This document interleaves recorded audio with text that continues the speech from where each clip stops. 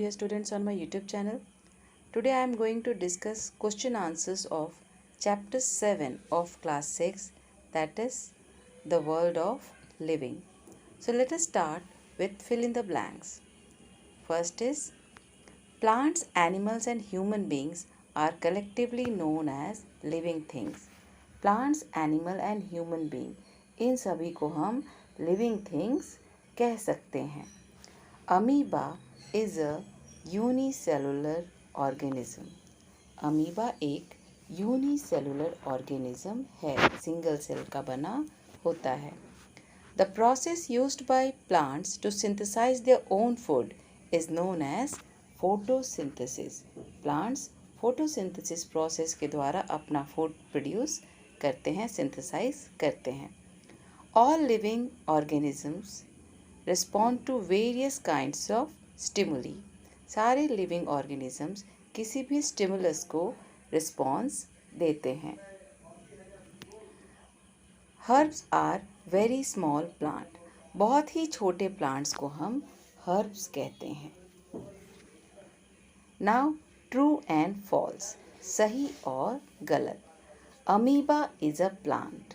The statement is false because amoeba is a unicellular organism. एक single cell organism है. Living organism exhibit many variations due to their habitats and habits. This is true. यह सही है. Living organisms अलग अलग habitats में रहते हैं और उनके habits भी अलग अलग होते हैं. Many non-living things can be molded in different forms of shape. It is also true. यह सही है क्योंकि बहुत सारे नॉन लिविंग थिंग्स हैं, जैसे मड है, वुड है, जिसको हम डिफरेंट शेप्स में मोल्ड कर सकते हैं. All living things die. The statement is true. सही है क्योंकि सारे लिविंग थिंग्स का एक लाइफ स्पैन होता है और कुछ समय के बाद उनका डेथ हो जाता है.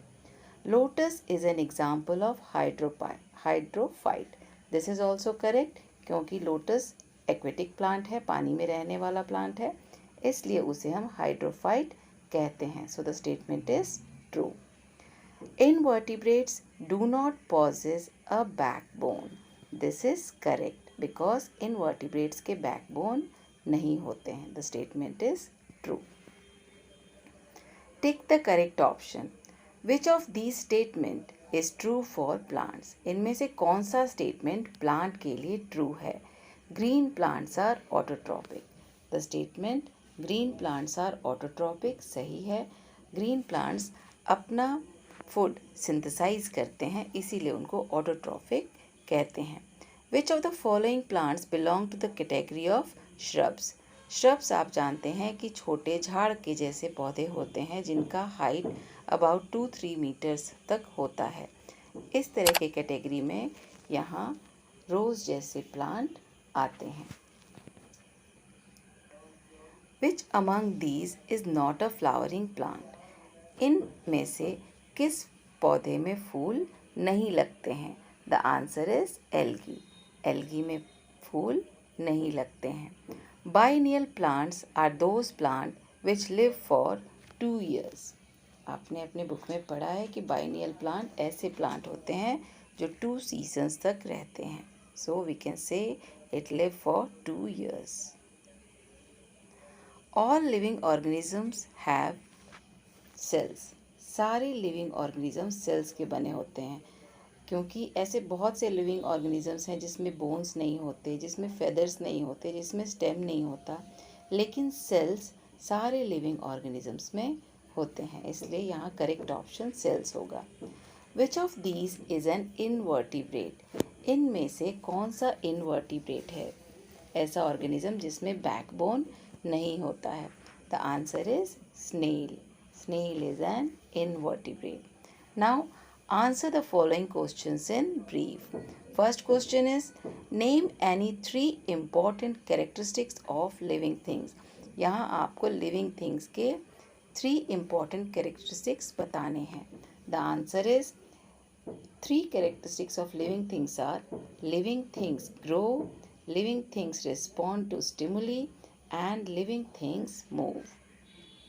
Second question is State the difference between autotrophs and heterotrophs. Autotrophs and heterotrophs में आपको डिफरेंस यानी अंतर बताना है.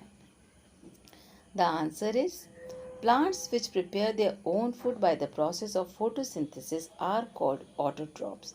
For example, apple and mango tree. कोई भी green plant का आप example दे सकते हैं. Whereas plants which cannot prepare their own food and use the food synthesized by other plant and animals are called heterotrophs. For example, mushrooms and dodder plant. Mushroom and डॉडर plant अपना food synthesise नहीं करते हैं, वे अपने food के लिए दूसरे plants पे depend करते हैं, दूसरे ऑर्गेनिजम्स में डिपेंड करते हैं. Now give 2 examples of each annual, biennial and perennial plants. 2 examples of annual plants are rice and wheat. 2 examples of biennial plants are radish and carrot, and 2 examples of perennial plant are mango and apple. You can give another examples also. Give 2 example each of animals which reproduce by laying egg. यहाँ आपको ऐसे animals के नाम लिखने हैं जो egg लेकर के अंडों के द्वारा रिप्रोड्यूस होते हैं. The answer is hen and duck. You can write the name of any other bird also. Second is by giving birth to young ones. You can write any mammal like dog and cat.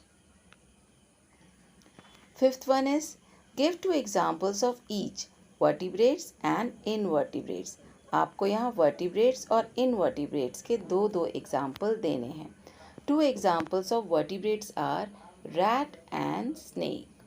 And 2 examples of invertebrate are butterfly and cockroach. ये बहुत सारे examples में से 2 example हैं. Vertebrates and invertebrates के आपको बहुत सारे examples मिल जाएंगे. Vertebrates उन organisms को कहते हैं जिनका backbone होता है और invertebrates उन organisms को कहते हैं जिनका backbone नहीं होता है. Question number 6. Write the name of any 4 useful products obtained from plants. Plant से मिलने वाले किसी भी 4 यूजफुल प्रोडक्ट का नाम आपको बताना है. You can write 4 useful products obtained from plants are wood, cotton, grains and flowers. You can also write vanaspati oil, spices, medicines, etc.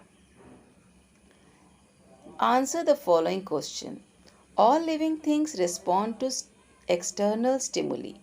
Justify this statement with examples. सारे लिविंग थिंग्स किसी external stimulus को response करते हैं और ये आपको example के द्वारा बताना है. So let us see. All living things respond to external stimuli. For example, when a rabbit hears some sound, it runs away. आपने देखा होगा कि रैबिट को जब भी किसी खरखराहट की आवाज़ आती है वह अपनी सुरक्षा के लिए वहाँ से भाग निकलता है. इस तरह से प्लांट को अगर हम खिड़की के पास रख दें तो प्लांट बाहर की तरफ झुक जाते हैं, लाइट की तरफ झुक जाते हैं. इस तरह से बहुत सारे एग्जाम्पल्स आपको मिलेंगे जिसमें आप लिविंग थिंग्स को रिस्पॉन्स करते देख सकते हैं. Question number 2 is a cloud is considered as non living even though it can move and grow bigger. Explain. Cloud बड़े होते हैं, मूव भी करते हैं, फिर भी हम उसे नॉन लिविंग कंसिडर करते हैं. ऐसा क्यों, ये आपको एक्सप्लेन करना है. The answer is even though clouds can move and grow bigger, they are considered as non-living because they do not show all characters of living thing. ऐसा इसलिए है क्योंकि वो लिविंग थिंग्स के सारे कैरेक्टर्स को शो नहीं करते हैं. क्लाउड्स रेस्पायर नहीं करते हैं, वे सांस नहीं लेते हैं और वे फूड भी नहीं खाते हैं. लिविंग ऑर्गेनिजम्स की तरह वे फूड का इनटेक नहीं करते हैं. So they are considered as non living things. Question 3. Write 2 points of difference between herbs and shrubs. Herb and shrubs में आपको 2 पॉइंट्स ऑफ डिफरेंस बताना है. First point is herbs are very small plants whereas shrubs are medium sized plants. Second point is herbs have soft and green stem, whereas shrubs have hard woody stem. Herbs का stem green होता है, लेकिन shrubs का stem hard and woody होता है. Now, 2 points of difference between shrubs and trees. First point is shrubs are medium-sized plants, whereas trees are tall and large plants. Shrubs medium size के plants होते हैं, लेकिन trees बहुत ही बड़े plant को कहा जाता है. Second point is shrubs have thin woody stem, whereas trees have thick, strong and woody stem. shrub का स्टेम पतला और वुडी होता है, लेकिन ट्रीज का stem thick, strong and woody होता है, जिसको हम ट्रंक भी कहते हैं. Now question number 4. State the difference between biennial and perennial plant. Biennial and perennial plant में आपको अंतर बताना है, डिफरेंस बताना है. The answer is biennial plant live for 2 seasons, for example carrot and radish, whereas perennial plants live for many seasons, for example mango and guava. Question number 5. Name 2 types of terrestrial plants. How do they differ on the basis of their habitat and water requirements? आपको 2 तरह के terrestrial plants के नाम बताने हैं और आपको यह भी बताना है कि वह अपने हैबिटेट एंड वाटर रिक्वायरमेंट्स के बेसिस पे किस तरह से अलग हैं. The answer is 2 types of terrestrial plants are mesophytes and xerophytes. Mesophytes grow on land and need moderate amount of water supply, whereas xerophytes grow in deserts and need very small amount of water for their survival. This is your answer.